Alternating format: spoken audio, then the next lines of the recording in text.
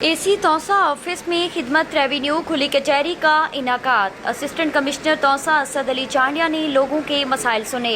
वज़ीर आला पंजाब सरदार उस्मान बुज़दार की ख़ुसूसी हिदायत पर असिस्टेंट कमिश्नर तौसा असद अली चांडिया ने एसी ऑफिस में खिदमत रेवेन्यू खुली कचहरी में साइलिन के मसाइल सुने और मौका पर अहकामात जारी किए गए। खिदमत खुली कचहरी में रेवेन्यू अफसरान और पटवारी भी मौजूद रहे।